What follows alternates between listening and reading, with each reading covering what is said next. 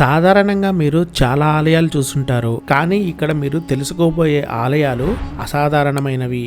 ఇక్కడ ఎవరిని పూజిస్తారో తెలిస్తే ఖచ్చితంగా మన దేశంలో కూడా ఇలాంటి ఆలయాలు ఉన్నాయా అని షాక్ అవుతారు. కాదేది కవితకు అనర్హం అన్నట్లు కాదేది పూజకు అనర్హం అనే విధంగా మన దేశంలో కొన్ని ఆశ్చర్యకర దేవాలయాలు ఉన్నాయి. ఇక్కడ పూజలు అందుకునే విగ్రహాల నుండి వాటికి సమర్పించే నైవేద్యాల వరకు ప్రతిదీ మీరు కని విని ఎరుగని విధంగా ఉంటుంది. అసలు ఇటువంటి ఆలయాలు ఉన్నాయన్న విషయమే అతి కొద్ది మందికి తెలుసు.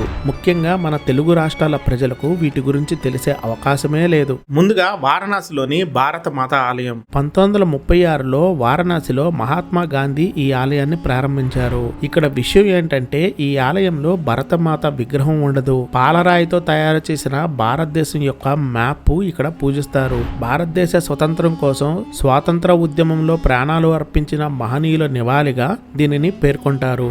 జాతి సమైక్యతకు సమగ్రతకు చిహ్నమైన భారతమాత అరుదైన ఆలయాన్ని సందర్శించడం ఎంతో ప్రత్యేకంగా భావిస్తారు. నెక్స్ట్ విస్కీ దేవి ఆలయం. ఉజ్జయినిలో కాలభైరవ ఆలయానికి భక్తులు మద్యం సీసాలను తీసుకువెళ్లడం మీకు నమ్మశక్యం కాని విషయంగా కనిపిస్తుంది. ఆ ఆలయంలో దైవానికి ప్రధాన నైవేద్యంగా మద్యాన్ని సమర్పిస్తారు. ప్రసాదంగా కూడా భక్తులకు దీనిని అందిస్తారు. ఈ ఆలయాన్ని విస్కీ దేవి ఆలయం అని కూడా పిలుస్తారు. ఆలయం బయట విక్రయించే పూజ సామాగ్రిలో కొబ్బరికాయ పువ్వులతో పాటు 140 ml మద్యం కూడా ఇస్తారు. రాష్ట్ర ప్రభుత్వమే వీటిని సరఫరా చేస్తుంది. 2 నిమిషాల్లోనే ఈ ఆలయంలోని విగ్రహం కోటర్ మద్యంను ఖాళీ చేయటం ఆశ్చర్యకరం. తర్వాత బుల్లెట్ బాబా ఆలయం. ఈ ఆలయంలో ఒక బుల్లెట్ కి పూజలు చేస్తారు. రాజస్థాన్ లోని జోధ్పూర్ సమీపంలో బుల్లెట్ బాబా ఆలయం ఉంది.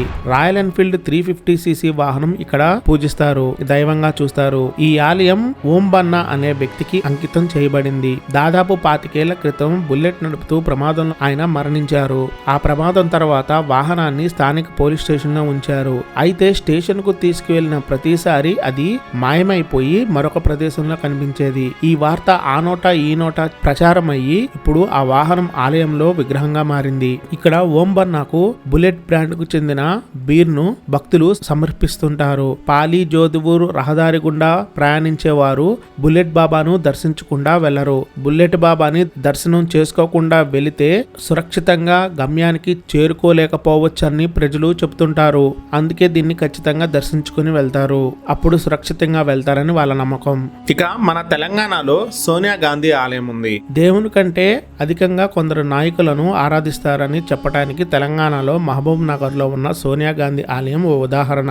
ఇక్కడ కాంగ్రెస్ నాయకుడు శంకర్రావు కాంగ్రెస్ పార్టీ మాజీ అధ్యక్షురాలు సోనియా గాంధీ మందిరాన్ని నిర్మించారు. ప్రతిరోజు ప్రార్థనలు చేసేందుకు వీలుగా తెల్లని పాలరాయితో ఈ విగ్రహాన్ని ఏర్పాటు చేశారు. ఆలయం బయట గోడలపై ఇందిరాగాంధీ, రాజీవ్ గాంధీ, రాహుల్ గాంధీ చిత్రపటాలను వేలాడతీశారు కూడా. నెక్స్ట్ గుజరాత్ లో మోడీజీ ఆలయం. గుజరాత్ లో రాజ్కోట్ లో భారత ప్రధాని నరేంద్ర మోడీకి ఒక ఆలయం ఉంది. దాదాపు 2 ఏళ్లు శ్రమించి ఈ ఆలయాన్ని నిర్మించారు. ప్రారంభంలో ఇక్కడ నరేంద్ర మోడీ ఫోటో ఉండేది. ఆ తర్వాత ఆయన విగ్రహాన్ని ఏర్పాటు చేశారు. ప్రతిరోజు ఉదయం సాయంత్రం ఈ ఆలయంలో మోడీ విగ్రహానికి ప్రత్యేక ప్రార్థనలు నిర్వహిస్తారు. ఈ గ్రామం నుండే కాకుండా ఆలయ సమీప గ్రామాల నుండి కూడా ప్రజలు ఇక్కడికి వస్తారు. తర్వాత కోల్కతాలో అమితాబ్ బచ్చన్ ఆలయము. ఇక్కడ అమితాబ్ బచ్చన్ ని దేవుడిగా పూజిస్తారు. భారతీయ సినిమా పరిశ్రమకు దేవుడిగా అమితాబ్ బచ్చన్ ను ఆరాధించే భక్తులను చూడాలంటే కలకత్తాలోని అమితాబ్ బచ్చన్ ఆలయానికి వెళ్లాల్సిందే. ఈ ఆలయంలో పలకలపై శ్రీ అమితాబా అనే మంత్రాలు కూడా చెక్కబడి ఉంటాయి. ఆయనకు ప్రత్యేకంగా ప్రార్థనలు చేసుకోవటానికి కొన్ని ప్రత్యేక తేదీలను కూడా అనుసరిస్తారు. దేవతల జాబితాలోకి అభిమాన నటుని చేర్చి పూజించటం అంటే ఆశ్చర్యకర విషయమని చెప్పుకోవాలి.